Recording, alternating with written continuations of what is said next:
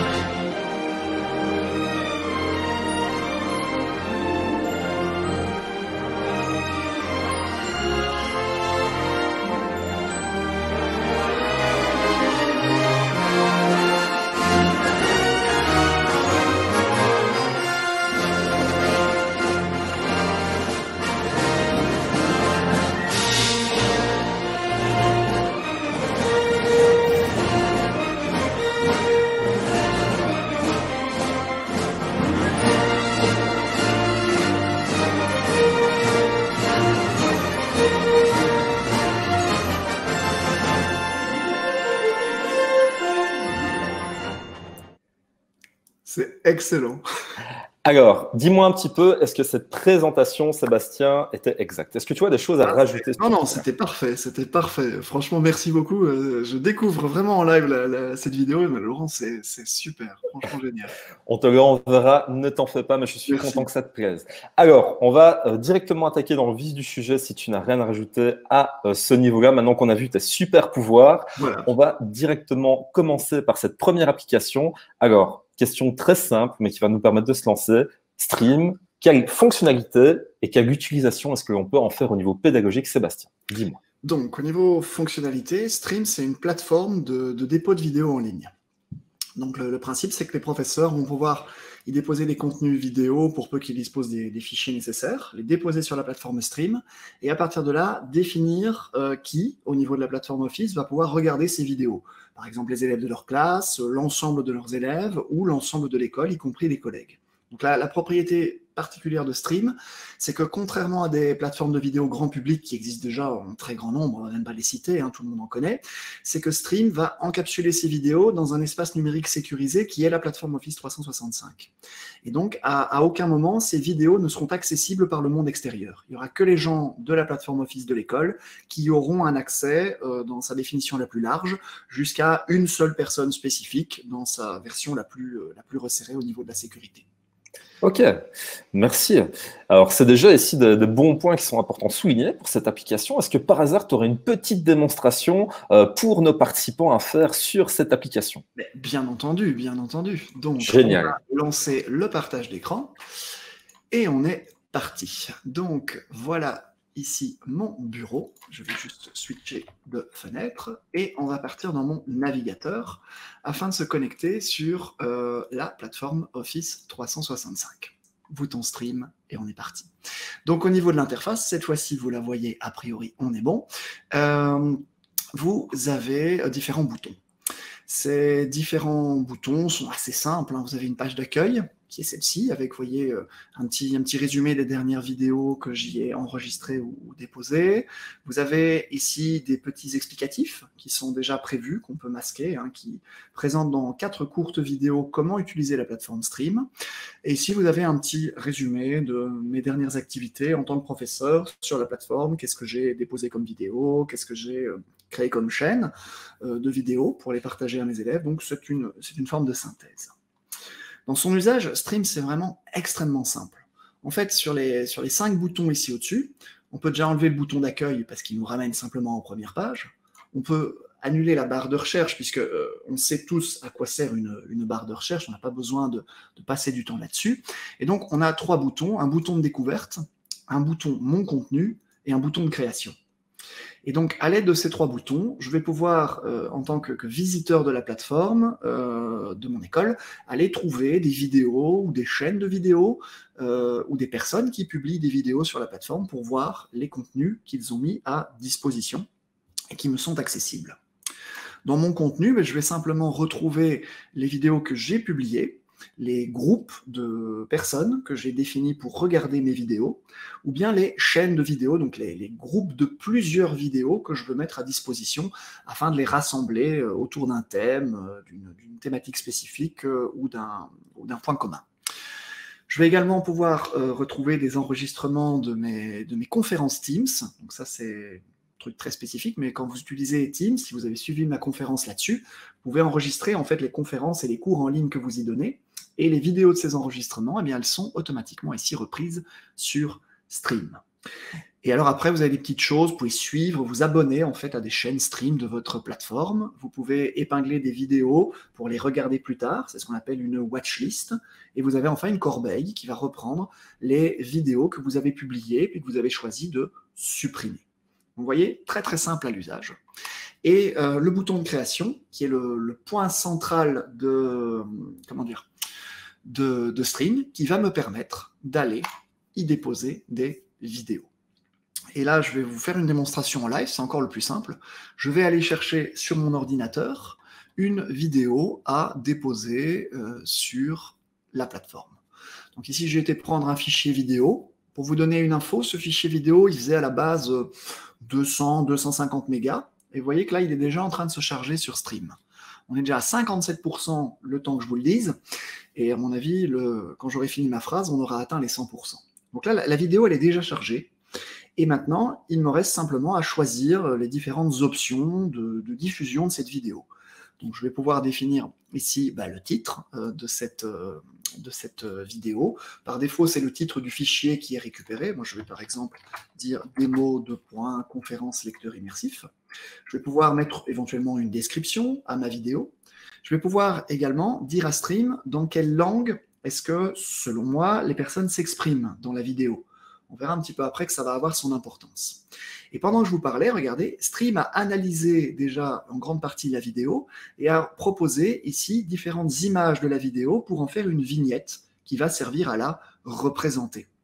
Si cette vignette ou cette proposition de vignette ne me convient pas, je peux aussi aller chercher sur mon ordinateur une image que je vais pouvoir importer pour représenter cette vidéo selon un visuel que j'ai réalisé moi-même. Donc vous voyez, c'est rapide et très intuitif. Le deuxième volet, autorisation, il va me permettre de définir qui pourra regarder mes vidéos. Et là, c'est très simple à nouveau. Pour l'instant, ma vidéo par défaut, elle est visible par l'ensemble des personnes de ma plateforme d'école. Si je décoche cette petite case, alors elle n'est visible que par moi. Et je vais pouvoir, à l'aide de la petite barre qui est ici, définir soit des personnes ou des groupes de personnes qui vont être autorisées à la regarder. Par exemple, ici, si je cherche dans les groupes Academy Jedi, qui est ma classe d'élèves fictifs dans Teams, eh bien, je peux donner le droit aux élèves de ma classe Academy Jedi d'afficher cette vidéo de stream. Il n'y aura que les élèves de cette classe et moi qui auront accès à cette vidéo. Le reste de ma plateforme n'aura pas l'occasion de la consulter. On peut régler les choses. Alors Sébastien, n'hésite pas ici même si tu veux à zoomer ici sur ta fenêtre ici pour bien ici, agrandir les choses, si jamais, ça va voilà. C'est juste ici pour apporter de la lisibilité à toutes tes belles explications. Ouais, bien sûr, bien sûr. La solution d'écran, ça joue, donc voilà, grosso modo, c'est des petits boutons très simples en fait. Hein, je te laisse continuer. Oui, pas de problème, pas de problème. Et donc voilà, ici vous avez le titre, hein, vous avez la langue, vous avez les visuels, qui sont de toute façon des miniatures, hein, ils n'ont pas pour but d'être lus en détail, mais c'est pour avoir un rendu. Et dans les autorisations, vous avez ici la gestion que j'ai faite, hein, donc d'ajouter un groupe, ici, groupe d'élèves que j'ai défini avec son nom. Je pourrais ajouter d'autres groupes, hein, pour, par exemple, ma classe peut-être de 5e F, voilà, à qui je donne un cours de français. Oui. Je peux comme ça ajouter mes classes Teams comme des groupes de visibilité. Je peux aussi définir des personnes. Hein. Je pourrais tout à fait définir ici, Luc, par exemple, l'un de mes élèves, et dire qu'il n'y a que lui et pas les autres qui puissent aller regarder la vidéo.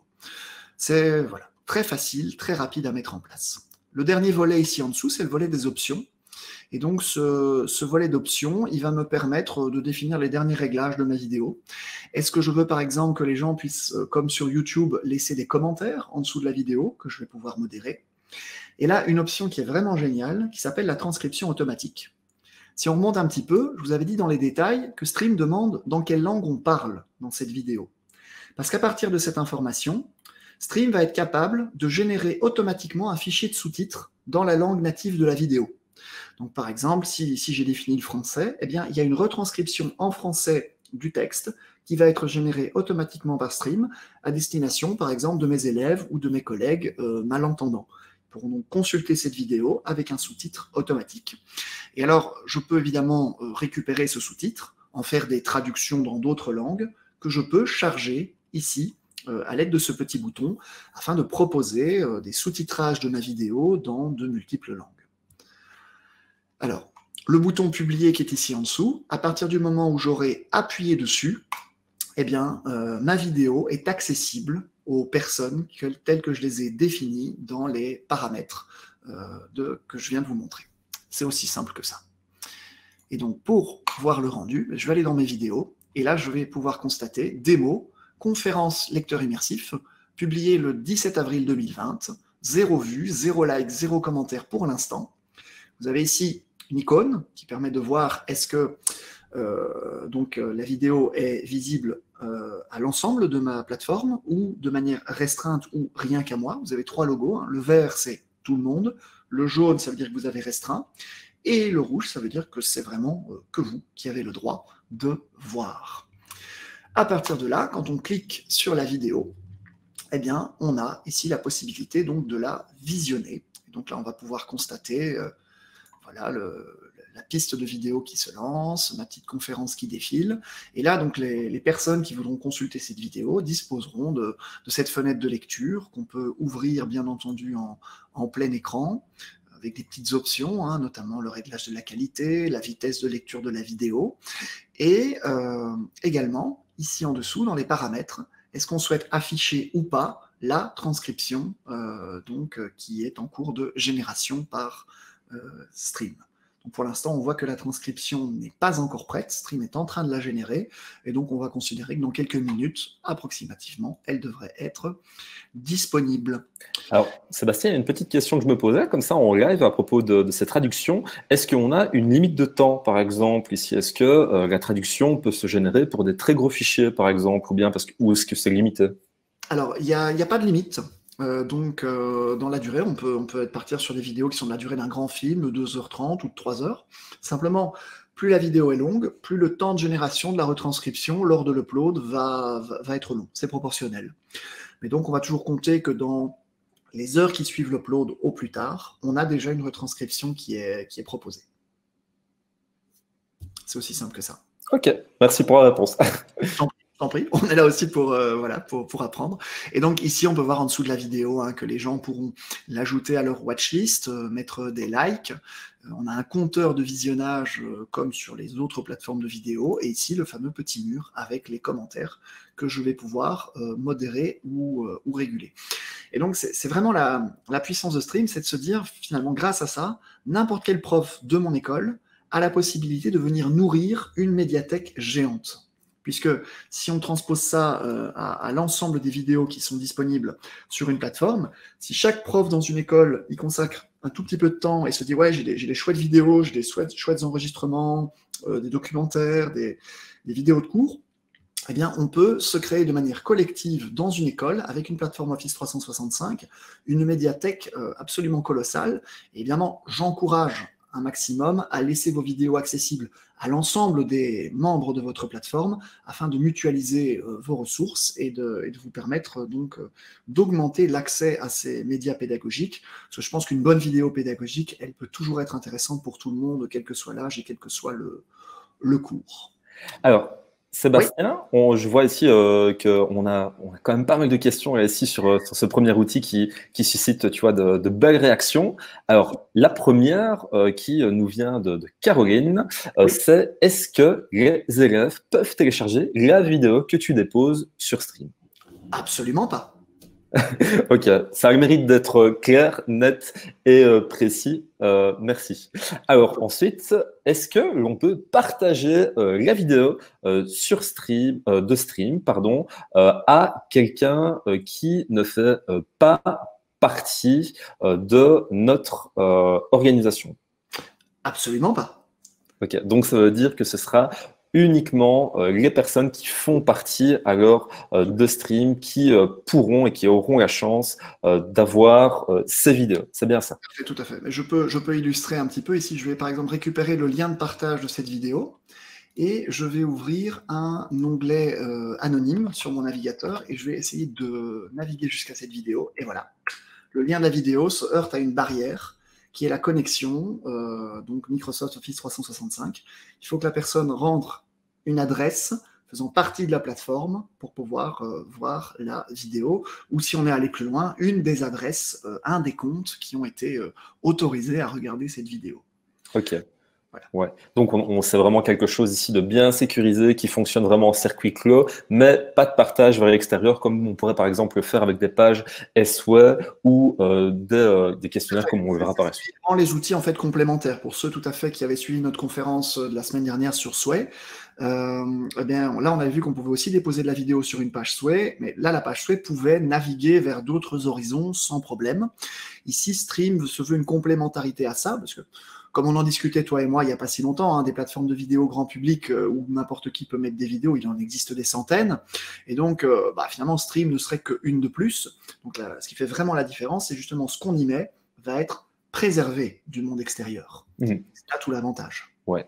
J'ai une question d'Ilias, pour le moment, si je ne me trompe pas. Oui, c'est bien ça, qui demande en fait, Pom si l'on doit disposer des droits pour charger la vidéo sur la plateforme. Est-ce que, par exemple, si j'obtiens ici, et même si normalement on ne peut pas, on le sait bien, un film ou une série que l'on désirerait montrer à ses élèves pour n'importe quelle raison, est-ce que je peux la charger sur Stream? Alors, donc là techniquement, oui, il n'y a absolument pas de restriction. C'est-à-dire que Stream étant une plateforme vidéo faisant partie de l'environnement numérique de l'école, il n'y a aucun robot publicitaire ou robot de droit d'auteur qui a accès à cette plateforme. La plateforme Office 365, c'est une enceinte numérique blindée au niveau de l'école, et donc rien ne peut venir mettre son nez dans les contenus ou les extraits de contenus que les membres de la plateforme y publient. Voilà. Ok, génial, merci pour la réponse. Et même moi ici, là, tu vois, sans déraper sur de. Voilà. Ouais, tout le temps ici que les contenus restent adaptés par rapport à nos programmes et ne sont pas un peu olé olé, par exemple. C'est bien ça. Okay. Oui, voilà, ou en tout cas, voilà, si on estime, puisqu'il y a des réglementations du droit à la citation pédagogique, en fait, au niveau des médias, qui font que pour une bonne raison pédagogique, on peut, sans avoir besoin de verser un droit d'auteur, communiquer ce genre de médias à ses élèves, et donc Stream rentre aussi dans cette catégorie. Alors, une dernière question avant de poursuivre, c'est une question qui nous vient de Xavier. Est-ce que tous les formats de vidéos sont acceptés? Parce qu'on sait bien que les professeurs ont parfois des supports qui sont assez différents, peut-être parfois ici des formats qui sont différents. Quels formats sont acceptés sur Stream? Voilà. Alors, pour revenir là-dessus, quand je vais sur le bouton « Créer et charger une vidéo », alors j'en profite parce que ça me fait le lien entre les deux questions. Il y a une bannière justement qui apparaît ici et qui dit que voilà, vous reconnaissez que votre utilisation de cette fonctionnalité est conforme aux conditions applicables de votre organisation, autrement dit de votre école, et que vous disposez des droits et autorisations nécessaires auprès des personnes de votre vidéo, c'est-à-dire les personnes qui apparaissent dans la vidéo et qu'elles n'enfreignent pas droit d'auteur, etc. Mais voilà, ici on est donc sur bien une explication de vous agissez en connaissance de cause, et si votre motif est tout à fait louable aux yeux et acceptable aux yeux de la réglementation du droit d'auteur, il n'y a absolument pas de souci. De toute façon, personne ne s'occupera de venir inspecter cela en dehors des responsables de votre organisation. Donc, c'est vraiment géré en bon père de famille numérique, la plateforme que l'on nous donne. Voilà, c'est tout à fait ça. Tu résumes parfaitement le propos. Et pour la deuxième partie, vous avez ici en bas, voir tous les formats de fichiers pris en charge. Quand vous cliquez dessus, vous avez une page, justement, qui décrit tous les formats de fichiers ainsi que tous les codecs qui sont acceptés. Alors, je ne vais pas faire toute la liste, mais on voit qu'on a les fichiers FLV, les fichiers AVI, les fichiers MP4, les MKV, les WAV, les QuickTime.mov. Vous avez même les Windows Media Video. Donc, vous voyez, il y a vraiment beaucoup de choix. Et si on va plus loin, en termes de codec, en termes de codec audio ou de codec vidéo, on peut même vérifier à l'avance si tout ça est accepté. Ok, génial. Allez, une toute petite dernière pour la route, parce que ici, ça va peut-être aussi te permettre de faire le lien. Dans ce cas-ci, est-ce que l'on est toujours obligé de partir, par exemple, de Teams pour avoir accès à Stream? Et une question qui était aussi liée, que j'ai vu passer dans nos questions, c'est est-ce que Stream est proposé aux personnes qui disposent également d'un pack Microsoft avec les autres applications, mais hors Office 365, Sébastien? Alors, on va d'abord faire la deuxième. Donc, non, Stream ne fait partie que de Office 365 en termes de plateforme. Donc, si on ne dispose pas d'un compte éducation ou entreprise d'Office 365, on ne peut pas disposer de Stream. Ce n'est pas un outil qui est disponible aux particuliers. Il n'est proposé qu'aux institutions scolaires dans la plateforme Edu. Ok. Et est-ce qu'il y a moyen, par contre, de lier Stream à Teams? Oui, donc ici, Stream, je l'ai montré comme un élément autonome, faisant partie de la plateforme Office 365. Et donc, ce qu'on met comme contenu sur Stream, eh bien, on va pouvoir, quand on a déployé des Teams classes, ou des Teams même pour les collègues, on n'est pas limité aux élèves, eh bien, quand on est dans un Teams, on a la possibilité, dans n'importe lequel des canaux, d'appuyer sur la touche « plus » pour aller appeler l'application Stream dans Teams. Et là, si je cherche par exemple la vidéo que je viens de mettre, je cherche la vidéo, donc démo, deux points, je vais essayer de la retrouver, je pense que c'était conférence, quelque chose comme ça, ou lecteur immersif. Voilà, elle est ici, démo deux points, conférence lecteur immersif. Voilà, je vais pouvoir créer une encapsulation de ma vidéo stream directement dans mon Teams. Et donc, mes élèves vont pouvoir, dans Teams, consulter cette vidéo directement grâce au connecteur que j'ai ici mis en place. Alors ici, je le montre avec une vidéo, mais je peux également tout à fait ajouter une chaîne de vidéos, c'est-à-dire un groupe de plusieurs vidéos dans une fenêtre embarquée dans Teams. Et les élèves auront alors la possibilité, je vais vous montrer d'ailleurs ici, voilà, donc la possibilité de pouvoir consulter plusieurs vidéos que j'ai rassemblées dans cette chaîne. Ça se présentera alors comme ceci. Ici, j'ai fait une petite chaîne, Il était une fois la vie, avec 2 épisodes. Les élèves peuvent ainsi voyager d'une vidéo à l'autre dans leur Teams class. Et ça, c'est vraiment très pratique. Ok, c'est vraiment génial parce qu'on voit bien ici que toutes les applications là vraiment sont liées les unes aux autres et que ça ne forme vraiment qu'un seul tout. Alors, pour en revenir à ta présentation maintenant, on reviendra encore, on sait bien que vous avez énormément de questions, ne vous en faites pas, on essaye de répondre à un maximum, mais il y aura encore d'autres phases des questions, ne vous en faites pas. Alors, tu l'as déjà dit, mais au niveau des points forts, je pense, mais quels seraient, toi, maintenant, tes conseils au point de vue pédagogique pour les enseignants pour bien débuter une utilisation de Stream, par exemple? Alors, mes bons conseils, ça va être déjà de ressortir des clés USB, des disques durs et autres, les meilleures vidéos pédagogiques. D'aller récupérer également sur les internets pas mal de ressources multimédia intéressantes et de commencer à les charger directement sur Stream. Alors ici, je l'ai montré avec une vidéo, mais on peut envoyer des vidéos par dizaines. En fait, on peut envoyer une dizaine de vidéos de front pour les charger. Et à partir du moment où on a rassemblé ces vidéos et on les a déposées sur Stream, on va pouvoir créer des chaînes. Et je trouve que les chaînes, c'est vraiment un truc génial. Je pense notamment aux chaînes à l'échelle de l'école entière, c'est-à-dire les chaînes accessibles. Je vais prendre un exemple. Ici, une chaîne Il était une fois la vie, une chaîne C'est pas sorcier, une chaîne Secret d'histoire, peu importe. Et donc, de proposer une masse de contenu multimédia. Parce qu'ainsi, autant les élèves que les profs vont être sans doute curieux et vont peut-être être incités aussi à aller consulter ces ressources. Et ça va permettre à l'école d'avancer vraiment vers plus d'autonomie dans les apprentissages, plus de créativité aussi, puisqu'on pourra, on l'a vu, intégrer ces vidéos dans des Teams, les intégrer dans des pages souhaits, bien sûr, ou dans d'autres applications de la suite. Et là, ça devient vraiment très intéressant parce que ça permet à l'école de s'approprier l'objet média, si tu vois ce que je veux dire. Hein, c'est un domaine qui te touche particulièrement. Et donc ça, c'est vraiment mes meilleurs conseils, c'est mettez beaucoup de vidéos, donnez-les en accès maximum à votre plateforme, autant que faire se peut, et rassemblez-les en chaînes thématiques. Et grâce à ça, je pense que vous allez pouvoir vraiment créer un objet d'apprentissage numérique très puissant. Ouais, parce que je pense aussi que les principales craintes, en fait, quand on lit un petit peu les réactions de nos participants, c'est tiens, finalement, on ne peut pas sortir hors de cet encadrement Office 365 qui est proposé en fait pour nos élèves, mais avec un peu de recul, on se rend compte que on résout par la même occasion tout un tas de soucis qui sont peut-être dus aussi au droit à l'image, comme ici on restera dans un circuit clos, et comme tu le dis, on garde ici la propriété de notre contenu qui ne va pas pouvoir aller se perdre ailleurs, dans l'optique où on ne peut pas ici avoir le petit bouton téléchargement, tout ça ne sont que des arguments supplémentaires pour bien fonctionner en circuit clos. Et j'ai aussi un petit parallèle à faire. Hein. J'avais, comme tu avais pu le voir, pu faire beaucoup de vidéos avec mes élèves que j'avais déposées sur d'autres plateformes, mais c'est vrai qu'après coup, pour pouvoir résoudre le souci de je ne veux pas ici être affiché par d'autres, qu'on a dû surpasser, eh bien, ça aurait pu être une belle solution, effectivement. Ouais. Voilà. Et alors, dernier point par rapport à ce que tu viens de dire qui me vient en tête, c'est aussi notamment le fait, je pense, tu vois, des spectacles d'élèves de tout âge, hein, du primaire, maternelle, secondaire, cours de théâtre, expression orale.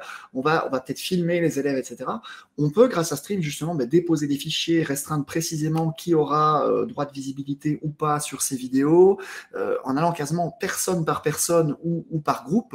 Et ça, c'est hyper pratique dans ce cadre-là. Et je connais aussi des écoles, par exemple, qui publient sur Stream des vidéos, par exemple des spectacles d'enfants, etc. pour des écoles primaires. Et on peut tout à fait, sur une plateforme Office 365, créer par exemple des comptes Office 365 sur la plateforme pour les parents, avec par exemple un petit domaine à part, hein, parents.monecole.be ou que sais-je, et de restreindre à ces comptes l'accès par exemple uniquement à Stream. Et donc, ça permet aux parents d'avoir un compte pour voir les vidéos stream de la plateforme, et ça évite que ces vidéos puissent sortir de cet environnement numérique tout en donnant une visibilité pour les membres de la famille, par exemple. Ok, merci. Génial Sébastien pour les explications et aussi pour bien se lancer facilement. Alors la petite question là maintenant qui pique, hein, parce qu'on aime bien dire ça, mais je pense aussi que tu aies répondu. On va juste résumer les arguments. Pourquoi est-ce que moi, en tant qu'enseignant, j'utiliserais Stream à la place de YouTube? Eh bien, déjà pour respecter le droit à la visibilité, pour travailler dans un environnement aussi où je ne devrais pas m'acquitter du droit d'auteur, ou en tout cas pas trop m'en inquiéter puisque ce sera à l'échelle de mon école. Et troisièmement, j'aurai tout en respectant évidemment le droit à l'auteur d'un point de vue pédagogique, hein, mais j'aurai également la possibilité de ne pas soumettre mes audiences à de la publicité contrainte et forcée. Puisque le fait d'emmener des élèves ou des professeurs même à regarder des vidéos sur des grandes plateformes médias, on sait très bien que le moteur qui fait tourner ces plateformes, c'est la génération d'argent par la publicité. Et donc, lâcher des élèves sur YouTube, c'est se faire en sorte qu'après une vidéo, ils vont être amenés vers une autre vidéo, puis une autre vidéo, puis une autre vidéo. Et donc, à partir de là, ils vont, au bout de 3 rebonds, se retrouver sur des contenus qui n'ont plus rien à voir avec le contenu initial. Ils auront mangé a priori 12 à 18 minutes sans doute de publicité sur une chaîne de 3 vidéos, entre les petits inserts, les placements de produits et les véritables publicités placées par la régie en question. Et donc tout ça, on ne l'a pas dans Stream, puisque c'est la plateforme vidéo de l'école qui est gérée par l'école. Ok, merci à toi Sébastien pour cette réponse claire, nette et précise qui met bien l'accent justement ici sur le cadre sécurisant et en tout cas ici l'aspect publicitaire qu'on peut totalement nexter pour se concentrer sur le pédagogique. Alors ça tu l'as également dit, mais oh my god, j'ai toujours préféré les versions originales, c'est vraiment la fonctionnalité traduction. Alors concernant cette fonctionnalité traduction, on a eu une question dans le chat, on a pu voir ici que c'était vraiment quelque chose d'utile, peut-être que tu auras l'occasion de le remontrer rapidement, mais est-ce que les traductions sont fiables? Est-ce que ce n'est pas un peu bancal comme ce qu'on peut peut-être un petit peu voir ici sur des applications de concurrentes qui permettent la traduction, Sébastien? Alors, on va pouvoir le voir puisque la retranscription de ma vidéo ici est terminée, a priori. Hein, donc, c'est pour ça que j'en ai profité pour la pendant que tu parlais. Hein, voilà, regarde. Alors, on va être clair, elle n'est pas 100% correcte parce que c'est une machine. Mais ce qui est vraiment très intéressant, c'est qu'en tant que dépositaire de la vidéo, l'équivalent du propriétaire sur Stream, hein, quand je m'y connecte en tant que prof dépositaire de la vidéo, j'ai accès à un tableau de retranscription où je peux voir à chaque balise de temps quand la phrase qui a été captée par Teams a été prononcée. Et j'ai un petit stylo qui me permet, pour les différentes phrases, de cliquer ici dessus afin de pouvoir tout simplement les éditer. Je vois ici qu'il a raté, par exemple, un accord de participe passé. Et voilà, je viens de faire la correction. Et donc maintenant, la retranscription a été modifiée et je peux, comme ça, chercher dans ma retranscription. Donc, je vais pouvoir, par exemple, chercher, je ne sais pas moi, donc le mot Word, par exemple. Eh bien, je vais pouvoir retrouver tous les moments où la personne a dit Word dans la vidéo. Voilà. Donc, on a une réelle puissance. Après, elle est perfectible hein, grâce à ce petit outil d'édition, mais je trouve que cette barre de recherche de transcription et la capacité pour le professeur de modifier et de rééditer l'ensemble, c'est profondément génial. Ouais, c'est vraiment un gros point fort que de pouvoir ici modifier cette traduction et on peut amener ici là alors un petit aspect personnalisation. Moi, j'imagine bien par exemple un exercice un petit peu inversé où on fait justement une faute dans cette transcription et on pourrait justement demander aux élèves de repérer l'erreur qui a été commise, par exemple. Exactement, ouais, c'est une super idée, voilà, ou jouer à cacher un mot qu'on incruste quelque part. Et donc, ça oblige les élèves évidemment à écouter et à visionner l'ensemble de la vidéo. On peut jouer sur beaucoup de paramètres hein, grâce à ça, c'est super, super intéressant. Alors, merci hein, pour ce petit point également, pour avoir répondu à ce petit passage qui concernait la traduction. Alors, comme on a un petit peu ici fait les deux en même temps, je propose que cette phase de questions, on la postpose à après qu'on fasse d'une pierre deux coups avec les questions sur l'outil suivant qui va te permettre justement de te lancer plus facilement. Alors, j'invite tout le monde à se rendre dans l'onglet sondage. Je vais directement activer un nouveau sondage. Alors, pour un petit peu avoir leur avis après avoir présenté ce nouvel outil, c'est concernant Stream. Donc, je vous invite à aller vraiment dans l'onglet sondage. Alors, je ne connaissais pas, je connaissais et je l'utilise. Je ne connaissais pas, je veux l'utiliser. Je ne connaissais pas, je vais probablement l'utiliser. Je ne connaissais pas, je ne veux pas l'utiliser. Et je ne sais pas encore me positionner. Alors, pour te donner une idée, pour le moment, il y avait plus ou moins 15% des personnes qui le connaissaient et l'utilisaient déjà. Alors, on a également plus ou moins une vingtaine de pourcents de personnes qui ne connaissaient pas mais qui veulent l'utiliser, elles sont catégoriques. Alors, la plus grande majorité des votes se situe dans « je ne connaissais pas mais je vais probablement l'utiliser ». Alors, je t'avoue qu'il y a 3% des personnes qui disent qu'ils ne le connaissent pas et qui ne vont pas l'utiliser. Et on a encore 15% d'indécis et tu as le reste du webinaire pour peut-être les convaincre, Sébastien. Bah écoute, allons-y, allons-y. Après, voilà, tous les scénarios pédagogiques, puis il y a aussi une question de perception, mais on a déjà beaucoup insisté, toi et moi, sur ce fait, mais c'est que déposer des vidéos dans la jungle de l'Internet du grand public, techniquement, il y a une réglementation européenne qui s'appelle le RGPD et qui ne permet pas de le faire. Et donc, voilà, la pédagogie ne donne pas non plus tous les droits. On parlait tantôt du droit à la citation, hein, qui est une clause spécifique, mais ce droit à la citation, il n'a validité que dans l'enceinte pédagogique de l'école. Autrement dit, sur l'outil numérique de l'école, ça marche, mais dès que tu vas sortir de ça, c'est du vol, c'est une atteinte au droit d'auteur, et donc je pense qu'il y a aussi une petite marge de la population pédagogique qui doit être resensibilisée à ça. Le fait d'enseigner ne nous donne pas tous les droits par rapport aux créations non plus. Et le dernier point, c'est évidemment si notre but c'est d'être connu, de montrer nos créations au monde, là on sort de notre rôle de pédagogue et de formateur également. Rien n'empêche de faire les deux, hein, toi et moi on le sait bien, mais il est important de bien distinguer ces deux mondes et de ne pas tout mélanger. C'est pas parce que j'aime présenter mon travail et mes créations au monde extérieur sur des plateformes. On a cité YouTube, on va aussi citer Dailymotion, on va aussi citer Facebook, Instagram, Snapchat, TikTok. Comme ça, on a cité plein de trucs et on reste neutre tous les deux, hein, pour pas faire de jaloux. Mais voilà, tous ces environnements-là, ce sont pas des environnements pédagogiques et ce sont pas des environnements où il est sain et conseillé de travailler avec des élèves, bien entendu. Ouais. Et c'est une belle parole ici qui montre la maîtrise de la force pédagogique là pour le moment, qui va nous permettre de continuer et d'enchaîner justement sur un second outil que tu vas nous proposer, qui, si je ne me trompe pas, va pouvoir être associé au premier outil que tu nous as montré, cet outil, c'est Forms. Alors, je te laisse. Je suppose que tu as aussi une belle démonstration à nous faire, mais là, dis-nous un petit peu ici comment l'utiliser et surtout, qu'est-ce que l'application Forms? Donc l'application Microsoft Forms, donc c'est un outil qui va nous permettre de créer des formulaires d'enquête ou des questionnaires interactifs. Donc là, il y a deux types d'objets. Le formulaire d'enquête, tout le monde le connaît, on en voit passer énormément en cette période, mais déjà aussi avant, hein, vous allez sur vos réseaux sociaux et vous avez « Bonjour, je suis étudiante en marketing, en sciences sociales, en psychologie ou en éducation, et dans le cadre de mon TFE, je réalise une enquête afin d'avoir votre opinion, ça ne prendra que 3 minutes. » Ça, c'est ce qu'on appelle un formulaire d'enquête. Donc c'est récolter de l'opinion des gens de manière globale afin d'en faire des statistiques et de voir se dessiner des tendances. Ça peut avoir sa place aussi dans une école, dans une salle de classe. On peut faire de la démocratie participative pour élire un délégué de la classe ou une déléguée de classe, travailler sur justement le système de vote démocratique dans son analyse au niveau d'une école. On peut voter pour des plans de pilotage ou des axes donc du plan de pilotage au niveau de ses membres du personnel si on est direction d'école. Il y a plein de scénarios où ça va avoir sa place. Mais le gros point fort de Forms, c'est ces questionnaires pédagogiques. Et là, on est sur des objets numériques qu'on va soumettre à des élèves.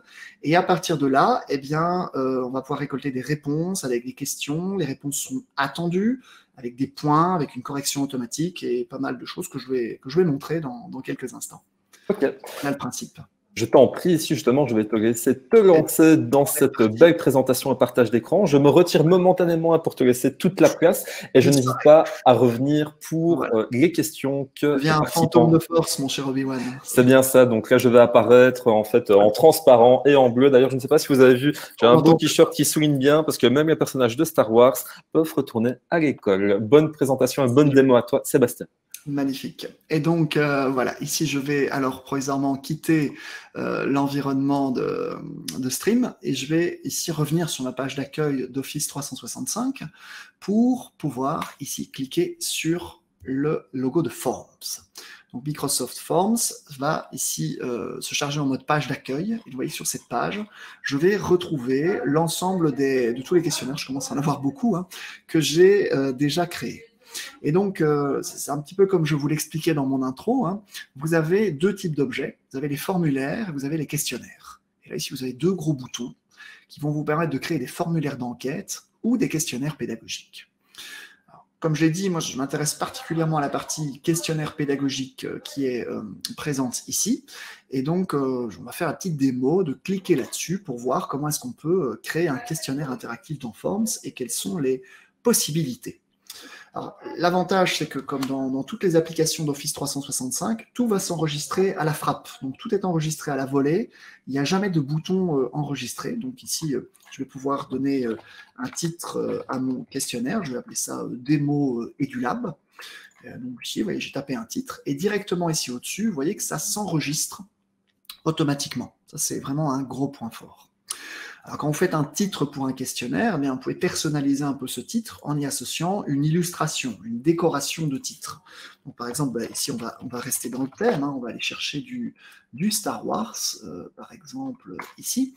Voilà, et donc, je vais aller chercher un logo. J'ai pris une image trop grande. Je vais aller chercher quelque chose d'un peu plus modeste, afin de ne pas surcharger mon questionnaire. Celle-là sera parfaite. Voilà. Les derniers Jedi. Bon, a priori, je suis un peu gourmand au niveau de ma bande passante en partage d'écran, c'est pas grave. Je reviendrai sur mon incrustation d'images après, avec une image peut-être de mon ordinateur. Mais le principe, c'est qu'en tout cas, voilà, on peut jouer sur cette déco. Et ici, j'ai également des thèmes qui sont disponibles en haut à droite, qui vont me permettre de personnaliser un peu mon questionnaire. voyez, vous avez des thèmes qui peuvent s'avérer un petit peu cartoonesques, voire rigolos. Vous avez également des palettes de couleurs que vous allez pouvoir appliquer, voire carrément aller chercher une image, de nouveau sur Internet ou sur l'ordinateur. On va peut-être retenter l'image de Star Wars pour voir si on arrive, voilà, cette fois-ci à l'importer. Et si tu savais ici nous mettre aussi un petit zoom quand tu vas montrer ici certaines fonctionnalités aux petits onglets quand tu vas cocher, parce que je sais bien ici qu'à un moment, on va devoir y arriver, si jamais tu sais, bien sûr. Ouais, pas de souci. Ici, tu vois, j'avais déjà un effet assez grossi sur le centre de l'écran. Je pense qu'en allant sur cette taille, ça reste, voilà, ça reste gérable. Merci à toi, c'est super gentil. Ouais, pas de souci. L'interface de forme, c'est plus grande par défaut que celle de Stream. Hein, donc, par défaut, elle est beaucoup plus lisible. Et donc, voilà. Ici, j'ai mis un peu de déco, pour faire simple. Et le bouton « Ajouter » va me permettre d'aller chercher la création de nouvelles questions. Dans un Forms, vous avez des types de questions qui sont assez variés. Vous voyez, ici, on en a pas mal. Et donc, on va parcourir, on ne va pas les faire toutes, on va voir quelques grands classiques, ou bien les questions que je trouve particulièrement intéressantes. Alors, vous avez le classique des classiques, le questionnaire à choix multiples. Voilà. Donc, par exemple, quelle est la couleur du sabre de Luke dans l'épisode 3 voilà, de Star Wars. Alors, c'est pas l'épisode 3, mais c'est l'épisode 3 de la première trilogie. Donc, si je dois corriger, alors je dirais l'épisode 6 pour la version classique. Voilà. Et donc, ici, par rapport à ça, j'ai un intitulé de question et je vais pouvoir indiquer les propositions de réponse. Nous avons vert, nous avons bleu. Nous pouvons ajouter des options. On va parler, pourquoi pas, de rouge et on pourrait proposer également violet. Donc voilà, le principe ici, on crée des items et la force de Forms, c'est qu'on peut lui indiquer, avec un petit clic sur le bouton V ici, quelle est la bonne réponse. Et donc dans l'épisode 6 de Star Wars, le sabre de Luke est de couleur verte, donc je vais cocher à Forms que c'est ça la bonne réponse. Et en lui disant que c'est la bonne réponse, je peux également en profiter pour, par exemple, proposer que cette question vaille 1 point. Si je lui dis quelle est la bonne réponse et si je lui dis que ça vaut 1 point, eh bien, Forms va pouvoir corriger ça automatiquement pour moi quand je le soumettrai à mes élèves. À savoir que les élèves qui choisiront l'option vert auront 1 point, tandis que les élèves qui choisiront l'une des autres options n'auront pas le point. Et donc, ça, c'est vraiment le principe de fonctionnement global de, des questionnaires Forms en mode QCM. Alors, je vais retenter ici peut-être une incrustation d'image. Donc, le retour du Jedi. On va essayer de voir si on trouve peut-être une petite image qu'on puisse incruster. Alors, je ne sais pas si on aura Luc. Ah, ben voilà, ça, ce serait idéal. C'est une grosse image de nouveau, mais on va voir si j'arrive à la charger. Yes, ça marche, ma connexion Internet est passée. Et donc, vous voyez, là, d'une simple question de connaissance, je viens de faire une question d'analyse de médias, puisque les élèves pourront voir l'affiche de ce Star Wars et constater qu'il y a la couleur du sabre qui est disponible ici. Donc, voilà un petit peu le principe de construction d'un QCM dans Microsoft Forms. Après, on a d'autres options et d'autres questions. On a par exemple des questions de type texte. Par exemple, voilà, quelle est la phrase de référence de Star Wars? Voilà. Et donc là, les élèves vont avoir une petite boîte de texte à l'intérieur de laquelle ils vont être amenés à taper une réponse. Là, de nouveau, je peux considérer de mettre des points sur cette question. Je vais également pouvoir éventuellement indiquer à Forms si j'attends une réponse précise. Alors, Forms étant une machine, ça va être un juge intransigeant. Donc, il va vouloir s'attendre à cette réponse exacte pour donner le point. Je ne suis pas obligé de m'attendre à ce qu'il corrige automatiquement, mais je peux, dans certains cas, par exemple, indiquer que la force soit avec toi. Voilà. Et donc, ceci deviendra la réponse attendue, que Forms va essayer de rechercher dans la réponse proposée par l'élève afin de lui accorder le point. Donc, voilà. Alors, ces questions, donc ici, on a déjà 2 types de questions. Quand je fais un questionnaire Forms, je peux à tout moment utiliser le gros bouton ici au-dessus qui s'appelle « Aperçu », qui va me permettre de voir le rendu de mon questionnaire par rapport à ce que verra un élève. Et là, ce qui est super intéressant, c'est que j'ai un rendu en mode ordinateur-tablette, mais je peux également avoir le rendu en mode smartphone, en fonction de sur quel périphérique est-ce que mes élèves vont consulter cette, comment dire, cette épreuve ou cet exercice, et vérifier que c'est tout à fait lisible et adapté pour eux dans les deux situations. Donc voilà. Et alors, dans les questions texte, vous avez des petites options, hein, comme la taille de la boîte de texte. Alors c'est simplement psychologique, hein, c'est que si vos élèves vous montrez une boîte de texte plus grande, ben, ils vont comprendre intuitivement que vous attendez une réponse un peu plus longue ou un peu plus précise ou un peu plus explicative. Donc vous avez des petites options comme ça qui vous permettent de personnaliser un petit peu les choses. Par exemple, dans le questionnaire à choix multiples, vous avez des petites options cachées qui permettent notamment de mélanger les options. Ça fait qu'à chaque fois qu'un élève va afficher, vous voyez, l'ordre ici des couleurs n'est pas l'ordre violet, vert, bleu, rouge, n'est pas l'ordre que j'avais mis moi au départ. Donc chaque élève va avoir une version randomisée des propositions de cette question, et ça c'est plutôt intéressant. À chaque fois que je clique sur une question, je peux la rééditer, et en dessous de cette question, j'ai un bouton « Ajouter » pour insérer juste en dessous une nouvelle question. Et donc, je peux également, en cliquant sur une question, utiliser les flèches pour les déplacer dans l'ordre selon lequel je souhaite les voir apparaître. Donc, voilà. Alors, dans les types de questions, il y a des trucs très sympas, hein, les questions d'évaluation, par exemple. Ici, on pourrait, par exemple, demander quel est, alors on va changer de registre, hein, mais quel est l'animal le plus fort entre l'hippopotame, je crois que j'ai mis un P de trop, et l'éléphant. Hein, c'est une question existentielle. Laurent, hein, je pense que tu la connais également. Hein. Voilà. Bien sûr, bien sûr. Ça reste très connu, hein, voyons. Voilà. Donc, on reste dans les références ciné. Hein. Quel est l'animal le plus fort entre l'hippopotame et l'éléphant, hein.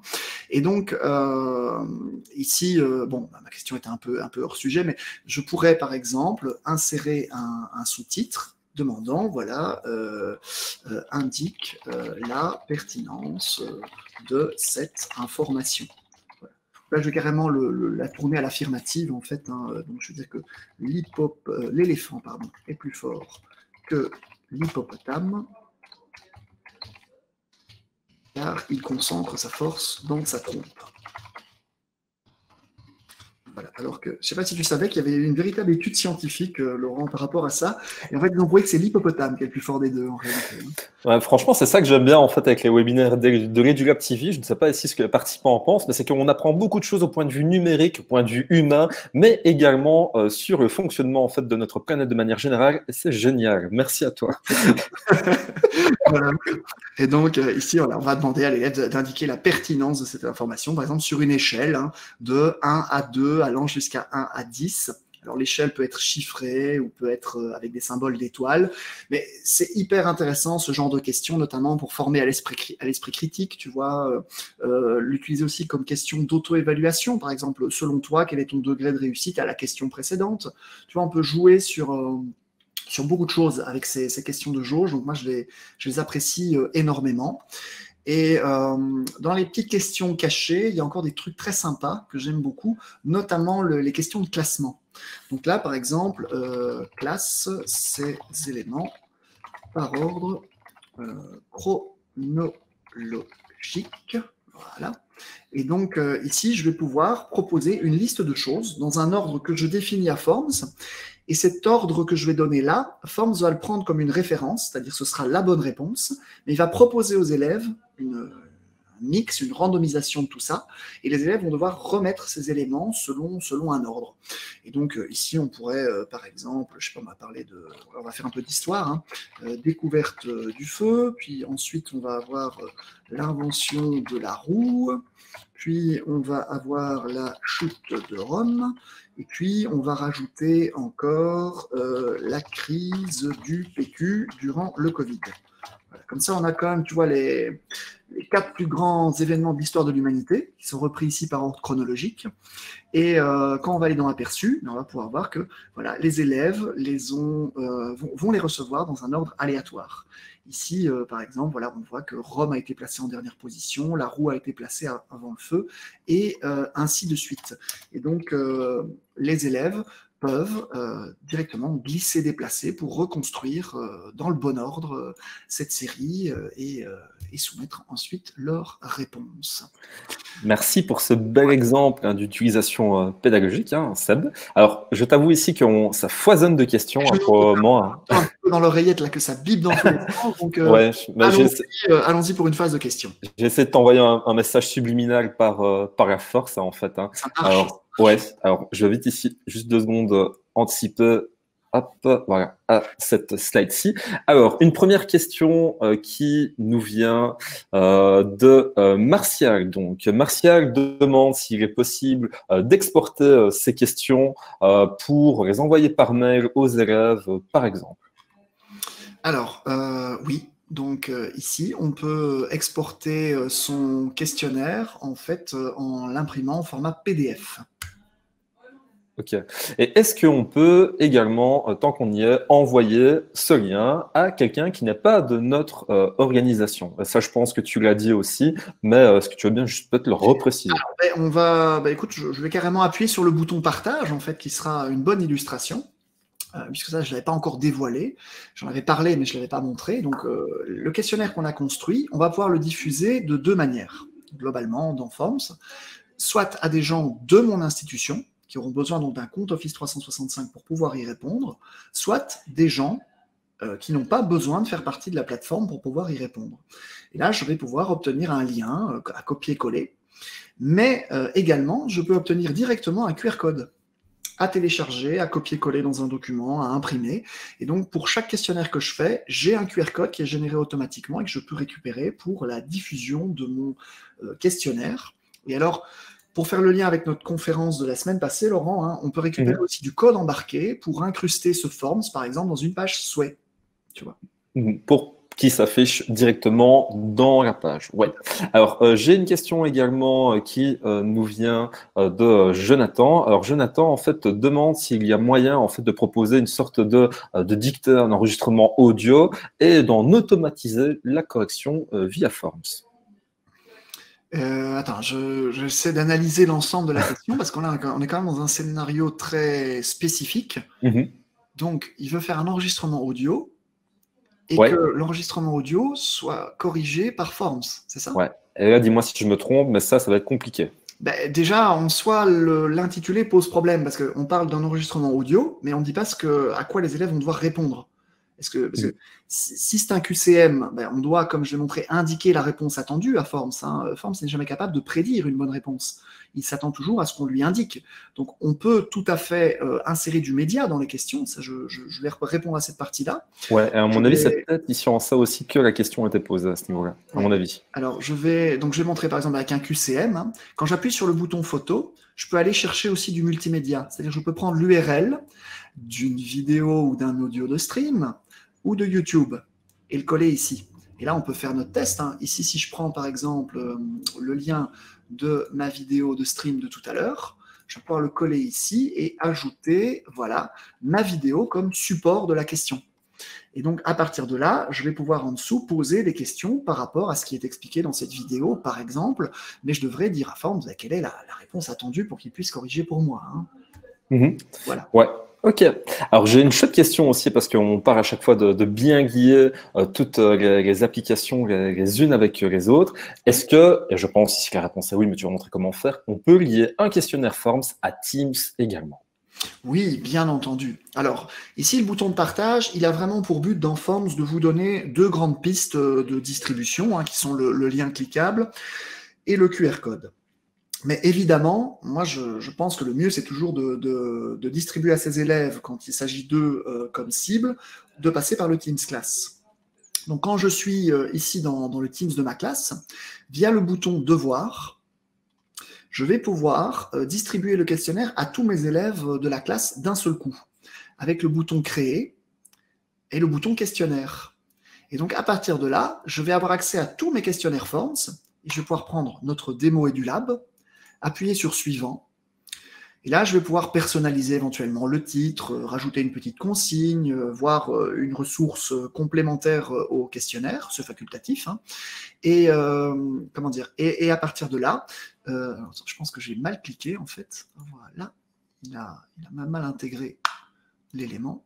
Voilà. Et donc ici, j'ai mon questionnaire qui se charge.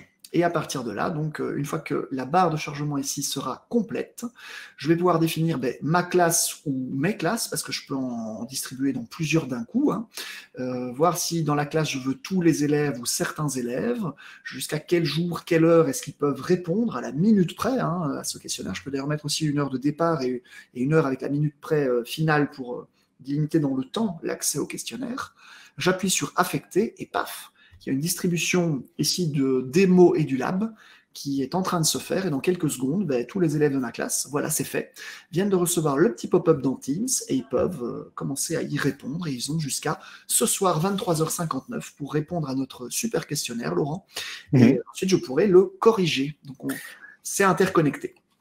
Et ce qui est super bien, maintenant, si on fait le lien, je pense que tu allais le dire aussi avec Stream, c'est que si on utilise déjà la plateforme Teams, qu'on affiche notre vidéo qu'on a déposée dans Stream et qu'ensuite on vient lier le questionnaire qui est lui-même dans le même environnement, on fonctionne vraiment dans un circuit qui est clos en mettant à disposition toutes les applications en étant le plus complet possible. Alors. Exactement. Tout va se retrouver au même endroit, à l'intérieur des Teams, et ça, c'est hyper pratique d'un point de vue expérience élève, hein, puisque ça va être beaucoup plus simple pour elles et pour eux de retrouver les éléments au sein d'un même environnement. Alors, excuse-moi, j'avais peut-être quelque chose d'intéressant qui concerne encore le partage en fait qui nous provient d'Emilie. En fait, Emilie, elle se posait la question en fait de savoir, on peut partager effectivement le questionnaire Forms avec des personnes qui ne sont pas de notre organisation, et ça c'est bien, mais comment après faire le tri pour être sûr et certain que des personnes qui n'ont pas à répondre à ce questionnaire n'y répondent pas. Donc, en gros, est-ce qu'on peut peut-être, par exemple, leur faire répondre au questionnaire sans qu'ils aient une adresse Office 365, pour que ce soit quand même ciblé envers des élèves qui auraient leur propre adresse? Donc là, on va être clair, hein, Laurent, c'est que ce lien, il est ouvert au monde entier. Voilà, si on compare, c'est ouvert ou fermé, quoi. Fermé, c'est dans mon enceinte numérique avec identification possible. Si c'est dans le monde extérieur, légalement, numériquement, techniquement, il est impossible de pouvoir définir qui est qui, puisque le fait que quelqu'un réponde à un questionnaire, il n'y a rien sur l'Internet ou les Internets, même pour parler au pluriel, qui soit en mesure de dire c'est cette personne précisément qui vient de répondre. Si un tel outil existait, je ne travaillerais pas pour Microsoft, mais pour la NSA. Ou pour l'Empire. Voilà, mais donc, ou l'Empire, bien entendu. Mais donc, je veux dire, il n'y a pas de... Non, un tel outil n'existe pas. Et donc, une manière de faire ça, c'est de gérer un peu ce genre de choses, c'est de créer une première question, par exemple, de type texte, de la rendre obligatoire et de demander aux personnes, merci, d'indiquer vos noms et prénoms. Voilà. Et donc, les gens seront obligés de mettre quelque chose dans cette boîte de texte. Après, ils peuvent mettre qu'ils sont Luke Skywalker. Forms ne pourra pas le vérifier. Mais donc, ça nous permet d'avoir une forme, en tout cas, d'information, de traquer un minimum en fonction de ce que les gens voudront bien nous dire. Hein. Donc là, c'est à leur liberté, à leur discrétion de choisir de mettre une info alors, ou pas. On peut un peu contourner le problème. Alors, petite question hein, vraiment là, plutôt technique sur les réponses que l'on peut encoder dans Forms. Est-ce que, par exemple, une petite faute de frappe à un accent qui est mal mis va faire en sorte que la réponse qui est encodée va être considérée comme fausse? Est-ce qu'il y a t'as pas une fonctionnalité qui permette d'alléger, en tout cas, la sévérité avec laquelle Forms va corriger les réponses encodées? Alors, on peut jouer sur certains paramètres, notamment justement dans les questions texte. Donc, on va reprendre celle-ci. C'est de mettre plusieurs bonnes réponses possibles avec des typographies différentes. Mais ça demande d'anticiper un maximum de variables. Et donc, sinon, mon conseil, c'est de ne pas faire de correction automatique, tout simplement. Et dans ce cas-là, c'est le prof qui corrigera cette question lors de la remise du questionnaire. Puisque, comme je le disais, l'automatisation, c'est une option. Elle n'est pas du tout obligatoire. Ouais. La forme, c'est de faire des questionnaires avant tout. Les automatisations de questions, c'est pour nous faciliter un petit peu la vie, mais ça reste une machine. Ok, et donc on va toujours rester ici la personne qui va être décideur hein, derrière cet outil numérique, et c'est sûrement ça alors qui est le plus important. Et effectivement, comme tu dis, ce sera à nous vraiment de faire le tri, peut-être pour améliorer ce point-là.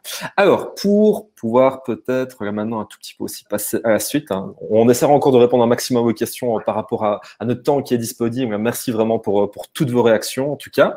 Alors, j'avais 2-3 petites choses ici que j'aurais bien aimé éclaircir avec toi. Alors, dans ce cas-ci, ce sont pour moi ici des bottes secrètes, c'est des fonctionnalités qui sont peut-être un peu plus avancées, mais qui sont, à mon avis, bien importantes. C'est l'écriture mathématique et la ramification. Est-ce que tu sais un petit peu expliquer à nos participants ce que c'est? Mais avec un immense plaisir. Donc, je vais repartir dans notre questionnaire et je vais rajouter une question. On va partir sur un QCM. Et je vais par exemple imaginer de mettre une question: résout le calcul suivant. Voilà.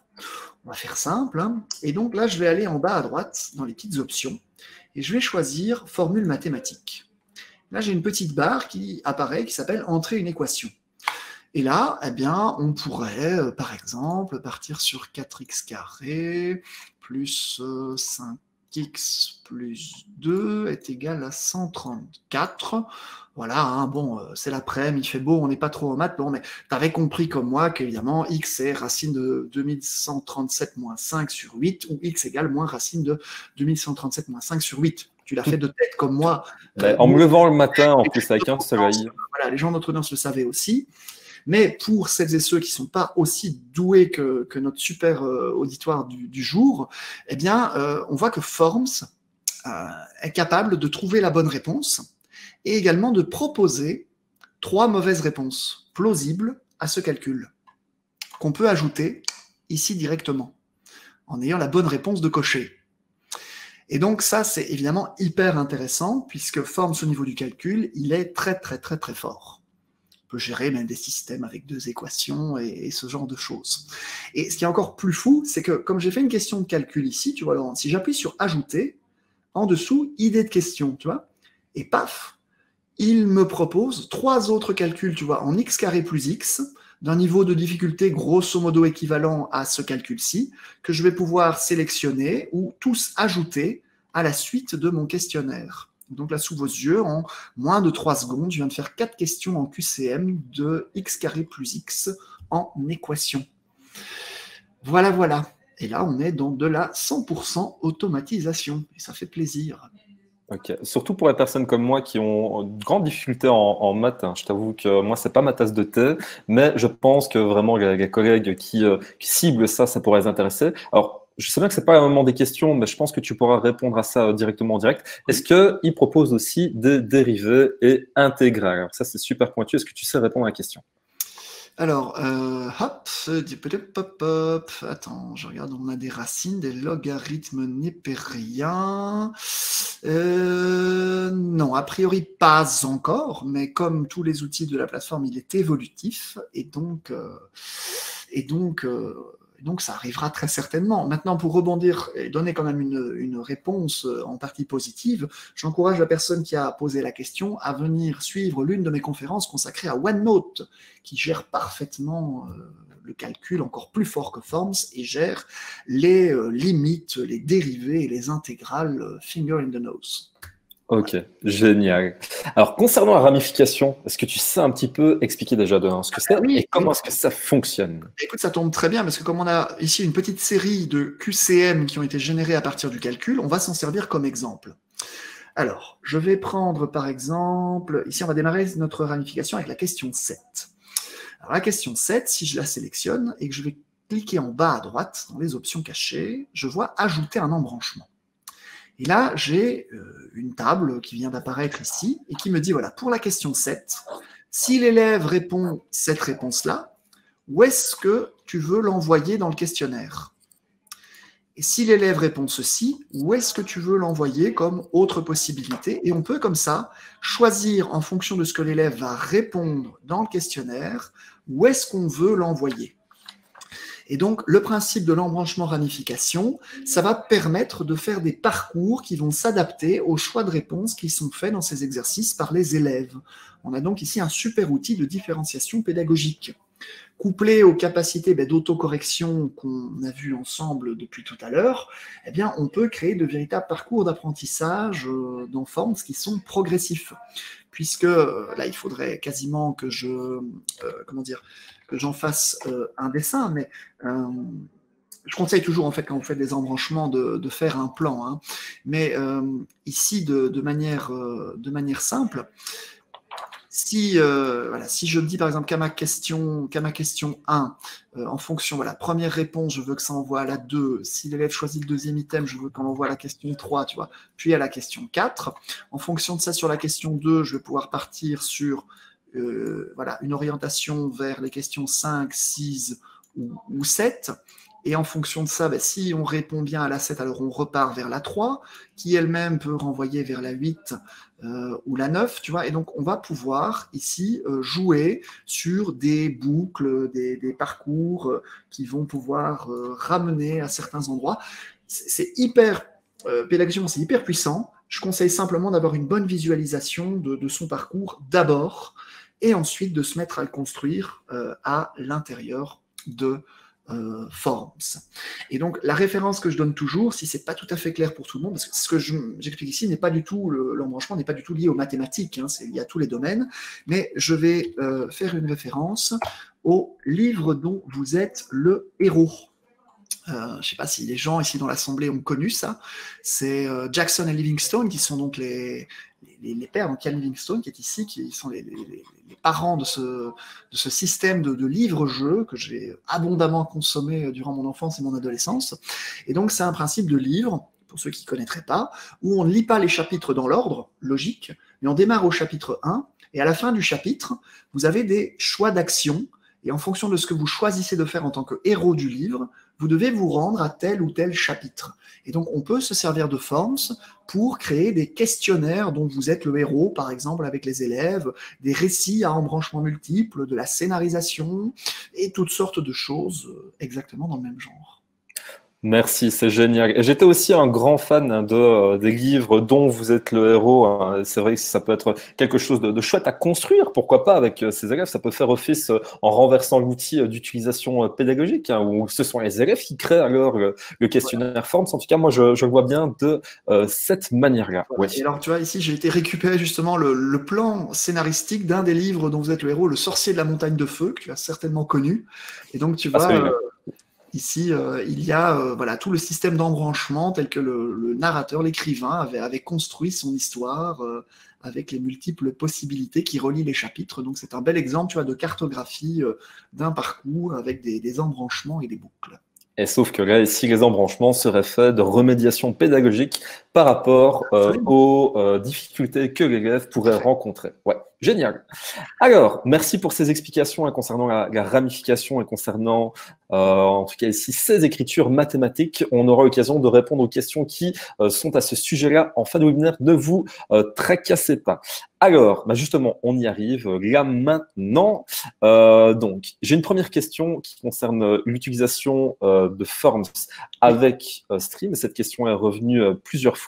Est-ce qu'on a la possibilité d'intégrer directement un questionnaire Forms, mais dans une vidéo que tu as mis sur Stream? Donc, j'explique mieux. Tu mets la barre très haut, là, Laurent. Hein, ouais, on m'a posé ici plusieurs fois la question et je me demandais si c'était possible. Est-ce que, par exemple, à 30 secondes d'une vidéo qui dure 5 minutes, on peut intégrer une question qui provient de Forms? Ouh, challenge. Bah, écoute, le plus simple, c'est d'aller vérifier dans Stream, en fait, je pense. Hein. On va reprendre notre vidéo de tout à l'heure, hein, celle que j'avais uploadée.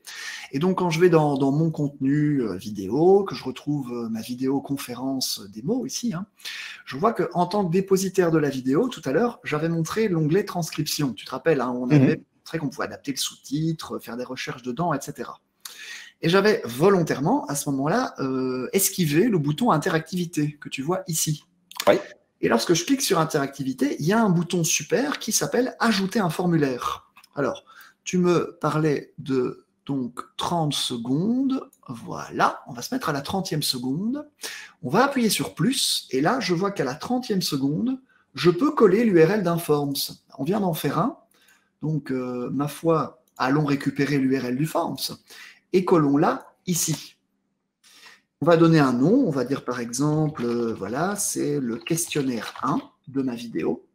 Il va être à la 30e seconde et je vais pouvoir l'ajouter à la chronologie. Et maintenant, je te propose de recharger cette page et on va regarder ce qui se passe dans la vidéo à la 30e seconde. Voilà. Alors, et ça fera office évidemment d'interrogation pour tous les participants qui sont dans ce webinaire. Tout à fait, puisqu'ici, bon voilà, il y a déjà 10 secondes, tu vois, de passer, hein, donc j'ai vraiment suivi scrupuleusement ta consigne, hein, donc on va devoir attendre la 30e seconde, mais déjà, tu vois, on voit un point ici qui nous laisse supposer de bonnes choses. Et donc, normalement, voilà, on devrait être à 20-25 secondes, donc ça ne saurait tarder. Et logiquement, quand on va arriver à la 30e seconde tip-top, il devrait se passer quelque chose. Mais c'est formidable. Cool. En pause. Et nous avons droit à notre super questionnaire métaphysique mêlant les mathématiques, l'histoire de la crise du Covid et du PQ, et Star Wars. C'est quand même incroyable. Et donc là, tu vois, en tant qu'élève, je vais pouvoir indiquer que je suis Seb, voilà, que le sabre il est vert, que la force soit avec toi. Voilà, avec un U minuscule, que évidemment l'éléphant, voilà, l'éléphant que l'hippopotame, j'aurais mal tapé ma phrase, mais peu importe. Classer les éléments par ordre chronologique, on va essayer de faire les choses pas trop mal. Le feu, la roue, Rome et le Covid. Ici, c'est l'option 1. Ici, c'est du calcul. On va taper au hasard pour pas perdre de temps. Et on va renvoyer notre copie. Et donc là, ça va être selon les réglages. Donc, c'est-à-dire que si j'ai réglé mon forms pour donner un feedback automatique à l'élève tout de suite, eh bien, l'élève va pouvoir afficher son feedback immédiatement. Ça, c'est intéressant. Tu vois, Laurent, si on fait des corrections automatiques complètes, parce qu'en fait, le prof n'a plus rien à faire à ce niveau-là et l'élève peut avoir un feedback instantané. C'est une option qu'on n'est pas obligé d'activer dans Forms. Et une fois que j'ai fini de répondre, je peux continuer ma vidéo jusqu'à, pourquoi pas, le questionnaire suivant, puisque je peux en insérer autant que je veux dans la chronologie d'une vidéo de stream grâce à cette fonctionnalité d'interactivité qui est liée à Forms. Vraiment très chouette. Moi, je pense que les 2 points forts, c'est vraiment transcription et interactivité. Comme ça, on ne quitte pas la plateforme. Alors, j'ai une question qui me provient de Delphine. Delphine se demande, elle, s'il est possible d'intégrer ce questionnaire à un Moodle, mais pour faire en sorte que le questionnaire ne soit pas anonyme. Mais donc là, sa question ne dépend pas ici de toi ou de moi. Sa question dépend des administrateurs IT de son école. Et donc, Moodle s'interface parfaitement avec Office 365. En fait, nous avons développé chez Microsoft un nouveau connecteur depuis janvier-février, il est tout frais ici, qui permet d'intégrer les Moodle dans Teams ou les Teams dans Moodle. Et donc, tout ça se fait grâce à un connecteur, un identifiant unique, tu vois, dans Moodle et dans Office 365. Et donc, si cet identifiant unique a été mis en place, les élèves, qu'ils soient connectés à Moodle ou à Office 365, ils sont identifiés au niveau de la plateforme. Et donc, quand ils répondront à un Microsoft Forms, ils seront identifiés. Mais ça, voilà, toi et moi, on ne sait rien y faire là maintenant. C'est un déploiement, un petit déploiement technique qui est à vérifier au niveau de l'école. Ok, merci, je pense, ici pour cette réponse claire. Alors, j'ai encore une autre question à propos du Forms. Pour pouvoir créer un devoir, est-ce qu'on sélectionne cette option-là avant de créer le Forms ou après l'avoir créé? On peut faire les deux. En fait, on peut faire les deux. Je vais le remontrer d'ailleurs, ce sera encore plus explicite. Tu vois, quand je fais créer questionnaire, j'ai la possibilité d'aller chercher un Forms existant. D'ailleurs, j'ai même un petit moteur de recherche pour ne pas devoir faire toute la liste. Mais je peux aussi appuyer sur Nouveau. Et là, directement, ça ouvre Forms pour me permettre de faire le questionnaire tout de suite. Donc voilà, on peut fonctionner comme on veut. Teams va nous remettre sur le droit chemin, en fait, automatiquement. Ok, merci pour aussi avoir répondu à ça. Et là, maintenant, c'est plus une question personnelle, mais je pense qu'il pourra aussi regrouper plusieurs questions que j'ai vues dans le chat. Est-ce que, par exemple, un enseignant, comme on mise beaucoup sur le travail collaboratif et sur les exercices qui permettent de faire travailler les enseignants ensemble, est-ce qu'on peut viser un travail collaboratif avec Forms dans le sens où un collègue numéro 1 reprend le questionnaire du second collègue pour ne pas avoir à le faire? Est-ce qu'on peut dupliquer des questionnaires? Oui, bien entendu. En fait, tu as 2 scénarios possibles pour gérer ça, qu'on voit d'ailleurs dans le bouton de partage. Tu vois, on a ici 2 choses. Donc, le partage sous forme de modèle, c'est un lien que tu vas pouvoir donner aux collègues que tu veux dans ta plateforme. Et les personnes qui vont cliquer sur ce lien vont recevoir une copie de ton questionnaire pour leur propre usage. Donc, ce questionnaire ne sera pas lié à d'éventuelles réponses déjà existantes. Ce sera vraiment une copie différente de ton original et qui devient la propriété de ton collègue ou ta collègue. Et alors, le deuxième lien, là, c'est un autre scénario. C'est vraiment, tu as commencé un Forms et tu voudrais le bosser avec une ou plusieurs collègues ou plusieurs collègues. Et tu peux donner un lien de co-modification. Donc, on va pouvoir travailler ensemble sur la construction du même questionnaire en même temps. Et alors, après, par exemple, pour peut-être pas garder ce questionnaire commun définitivement, après, chaque membre de l'équipe peut venir ici prendre un lien de duplication afin d'en faire sa propre copie pour le distribuer à ses élèves. Tu vois. Donc, et c'est vrai ici. Et c'est vrai qu'on se met dans ce sens-là où les enseignants collaborent les uns avec les autres, mais encore une fois, ça peut faire office de tâches collaboratives d'un élève à l'autre pour pouvoir faire plusieurs choses. Moi, par exemple, j'avais demandé à mes élèves en sciences sociales de faire des sondages. Voilà, on peut imaginer que le sondage aurait été créé par également ce moyen-là, de manière collaborative, chacun à distance, pour après le donner sous la forme de QR code, comme ce que tu viens de montrer. Exactement. Ok. Alors, merci pour avoir répondu à ces interrogations de la part des personnes. On est vraiment désolé si jamais on n'arrive pas à satisfaire toutes vos demandes, mais on n'hésitera pas s'il faut à vous fournir ici d'autres ressources qui peuvent encore vous aider. Et c'est d'ailleurs ce que Sébastien va faire maintenant, parce que vous avez encore beaucoup d'interrogations et beaucoup de points d'ombre peut-être, mais Sébastien va vous fournir des liens qui vous permettra peut-être d'y voir plus clair, même après le webinaire. Sébastien, je t'en prie. Ouais, donc ici on a préparé des ressources pour vous. Alors, plusieurs choses. Donc, d'abord, vous avez ici un premier lien, https://aka.ms/tout sur Teams, qui est une page internet que j'anime, enfin que je fais vivre, et qui vous permet d'aller suivre des tutos que j'ai réalisés. Ça se présente comme un cahier virtuel OneNote. Et donc ici, vous avez introduction et vous avez des chapitres. Et vous avez aussi, j'ai fait des petits boutons de navigation qui vont vous permettre de parcourir ici les différentes sections. Et donc vous avez donc tout un chapitre ici sur Teams, OneNote, Microsoft Forms que vous avez ici. Il y en a un également qui doit être repris sur Stream, là quelque part, je pense qu'il est dans mes annexes. Voilà, vous avez ici, voilà, mon webinaire sur Stream. Vous avez donc ici des tonnes et des tonnes de ressources. Vous avez des PDF, vous avez des parcours d'apprentissage en ligne avec des questionnaires interactifs, vous avez des vidéos enregistrées, soit de mes explications en capture d'écran, soit des autres conférences que je donne très régulièrement. Et donc ça, c'est cadeau. Vous avez, grâce à ça, la possibilité donc d'aller récupérer ces ressources automatiquement. Vous avez également comment dire, un deuxième lien qui est aka.ms/permanence Teams. Alors est-ce que Sébastien, par hasard, ici, après, pour rassurer tout le monde, tu pourras ici peut-être juste copier-coller ces liens dans le chat pour qu'ils puissent tous cliquer dessus comme des ferrets. Ça va, génial. Alors, je n'ai rien dit, excusez-moi. Voilà. Mais on retapera le tout sur Teams éventuellement juste après. Mais, et donc, Permanence Teams, c'est... merci Héloïse, c'était génial. Et donc, c'est un tableau où vous allez pouvoir aller constater toutes les conférences que j'organise chaque semaine. Donc ici, vous voyez, aujourd'hui, il y avait cette super conférence ici, webinaire. Et à 17h30, j'anime une autre conférence qui est consacrée à Flipgrid. Et donc, voilà.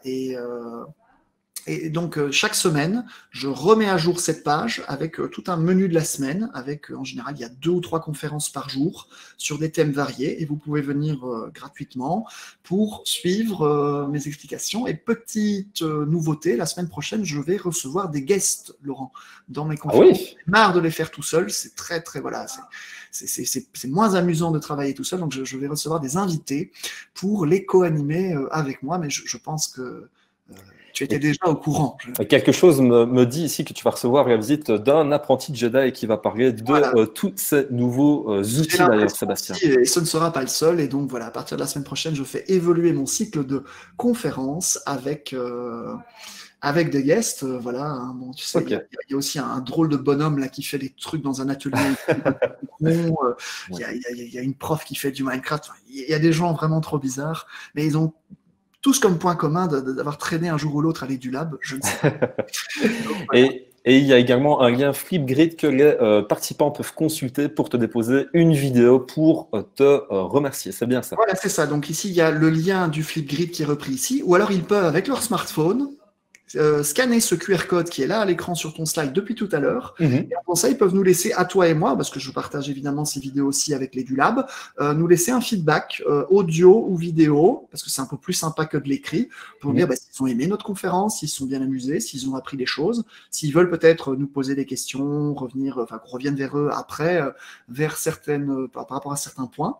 Eh bien, donc voilà. Et alors pour terminer, je voulais dire aussi, je sais qu'il y a des gens qui ont toujours beaucoup de questions en suspens après la série de webinaires qu'on a fait ici à l'EduLab. Et il y a mon site internet splc.be qui est disponible partout, tout le temps, où vous avez un formulaire de contact, vous pouvez me poser des questions, vous pouvez m'envoyer un mail, et je me fais toujours un plaisir, évidemment, d'y répondre. Merci voilà. à Sébastien. Alors, on va tout doucement essayer de voir clôturer, mais j'ai encore plein d'informations importantes à vous dire, hein, donc ne partez pas tout de suite, restez encore 2 petites secondes avec nous. Première chose, Sébastien nous a parlé de feedback. Vous allez trouver dans l'onglet sondage 2 dernières petites questions. D'abord, comment avez-vous trouvé cette série de webinaires dédiés aux applications Office 365? Et ensuite, ce que j'ai le plus aimé, c'est chez Sébastien durant ces webinaires. Donc ça, c'est une première chose à laquelle vous pouvez aller répondre. Alors, Sébastien, autant te dire que pour le moment, les réactions pour les webinaires varient entre « je trouve cela vraiment très top » et « je trouve vraiment cela bien ». Donc, on n'a pas d'autres réponses actuellement qui varient. Alors, une personne trouve que c'est satisfaisante et on essayera encore de pouvoir s'améliorer par la suite, ça, on en est sûr. Mais pour le moment, plus de 70% des personnes, voire 80% des personnes sont convaincues que c'était vraiment top. Les autres ici trouvent que c'est bien. Donc, grande majorité de personnes qui pensent que c'est top. Merci à vous pour ce retour. Et pour te donner un ordre d'idée, Sébastien, ce qui te met en valeur pour ces webinaires, c'était ta connaissance pour les fonctionnalités. À 87%, les liens pédagogiques que tu as pu effectuer. Mais on ne va pas oublier aussi tes compétences humaines avec ta sympathie pour 46%, ta beauté pour 17%. Il faut le savoir. Il y avait ça dans les critères. Tiens, non. Oui, je l'ai ajouté parce que je trouvais que c'était important. Et également ta passion pour Star Wars qui en a convaincu plus d'un, environ 18%. Merci à vous pour ces réponses. Alors, les dernières informations importantes avant ici de nous laisser, n'hésitez pas à aller vous abonner à notre chaîne YouTube de l'EduLab TV. Vous allez y trouver le replay de ces webinaires tout d'abord, choses très importantes qui vont vous permettre de partager aux personnes qui n'étaient pas là tout ce qu'on a pu se dire de près ou de loin et qui vont vous permettre peut-être de reprendre un petit peu plus votre temps. Sachez également qu'on y dépose des tutoriels assez régulièrement qui sont réalisés par tous les formateurs de l'EduLab et on va bientôt réorganiser la playlist par thème pour que ce soit encore plus ciblé par rapport à vos besoins. On y diffuse également des témoignages qui pourront vous donner un petit peu ici d'autres horizons pédagogiques. Donc, très honnêtement, n'hésitez pas à aller vous y abonner. Alors, autre chose qui est super important pour nous pour qu'on puisse continuer à vous fournir du contenu de qualité, c'est vraiment compléter les fiches FSE que l'on vous donne en lien lors de votre inscription pour les webinaires, à nous permettre d'être subsidiés et à nous permettre de continuer à vous proposer tout ça. Et on vous dit un grand merci pour les compléter.